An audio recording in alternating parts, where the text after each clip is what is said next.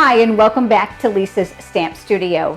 Today is video number 4 in my series on card sketches, or better known as card layouts, where I'm going to give you easy ideas on how to create your handmade greeting cards. Today I'm going to be giving you a total of 3 different cards using the exact same layout, and this is the card I'm going to be demonstrating for you today. But make sure you hang with me to the end of the video so that you can see the others as well. If this is your first time visiting my YouTube channel, I would love for you to subscribe. Make sure you click that small bell icon that's next to it so that you'll get notifications of when I'm live here on YouTube, as well as when I upload a new video. Let's head over to the stamp table and let's get started on today's card. Here's a close-up of the card we're going to be creating together today.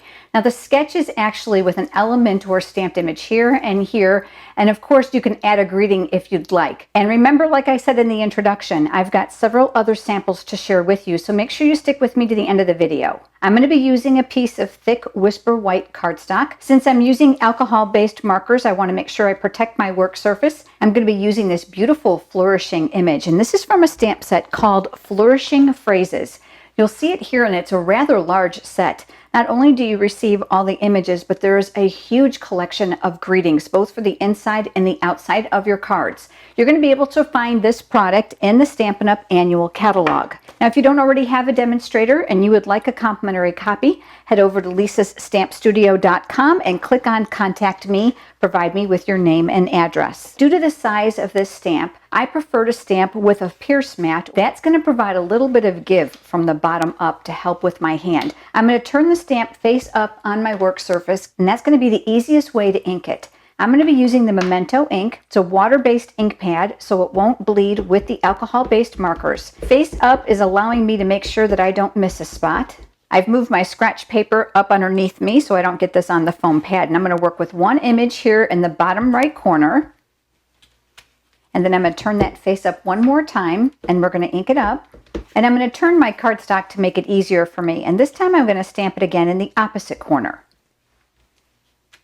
And I'm going to color in my flowers. I'm going to be using the alcohol-based Stampin' Blends markers. You can buy them individually or you can buy them in a combo. The combo will give you both the light and the dark shade. And you're going to see that they're dual-ended. One side has a thinner tip and the other one has the brush tip. Based on the size of your image, you can determine what's most comfortable for your hand. I like to start with the lightest color first, since I am going to do some blending. And you can use these independently, just like you would markers. The reason I love these is that they're going to provide effortless coverage. You'll get no streaking or lines like you would with a regular dye-based marker. So I'm going to go ahead and I'm going to color in some of the flowers with this color, and then I'm going to alternate with another color.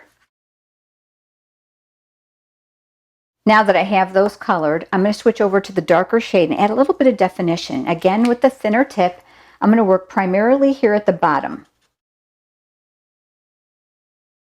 To help smooth out those rough lines, I like to come in with the lighter color again and then go over it to blend them together.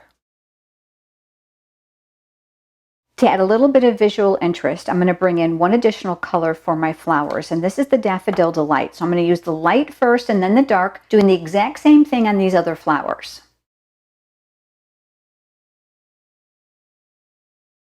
And then finally, I'm going to work on the leaves doing the exact same process, starting with my lightest color first. Now that that's finished, we're going to go ahead and start putting our card together. I've cut a piece of lovely lipstick cardstock. This measures 5.5 by 8.5. I did score it right before you joined me. I like to use my bone folder for that nice crisp edge on my card.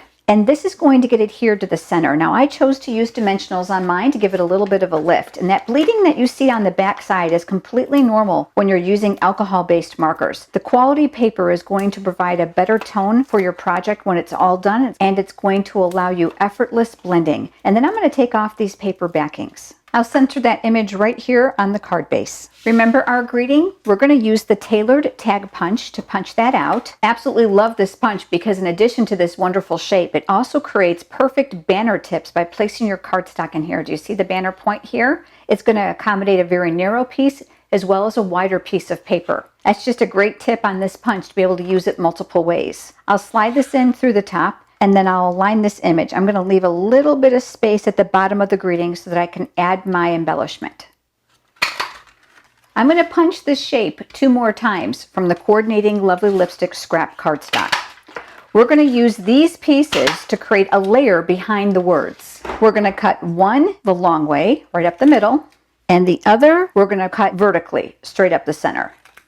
I'm bringing in my silicone craft sheet. I absolutely love this since adhesive, hot glue, and liquid glue will not stick to it. I'm going to add adhesive to the back to create the layers. So I'm going to work here across the bottom first.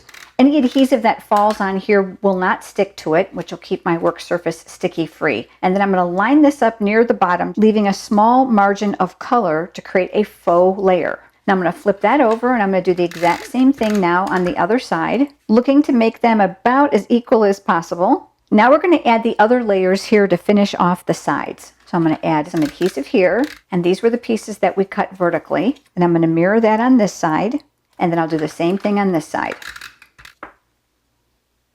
So there we have our faux layer using just one size punch. I'm going to add this to my card with dimensionals, so I'll flip that over. I'm always generous with my dimensionals because I'm aware that I'm going to be mailing my card and I want to make sure that it's going to hold up through the postage meter at the post office. That'll get mounted here. I did choose in my original card to make this flush with the edge, just depending on where these were stamped.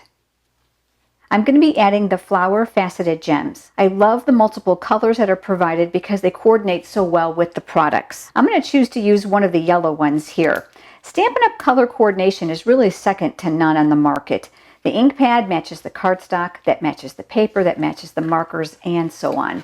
So there we go, we have our card. But I promised you several other samples, and here they are. This one uses the Beautiful Day stamp set. So the exact same layout with the images in the corner. This time I used the butterflies. I used alcohol-based markers on here as well, and this I heat embossed using white embossing powder. My third one is from the Royal Peacock stamp set. Isn't this interesting? I used just the feathers from the bottom of the peacock. I heat embossed them in gold and did a little bit of watercoloring with my inks in order to fill in the color area here. This card sketch is really easy and it can be used with all different types of stamp sets. Which one is your favorite? Leave me a comment below. If you have enjoyed today's video, please give it a thumbs up here on YouTube, and I hope you'll be back with me again next week when I've got another card sketch and layout for you. Thanks so much for joining me today. I look forward to seeing you next time. Have a great day.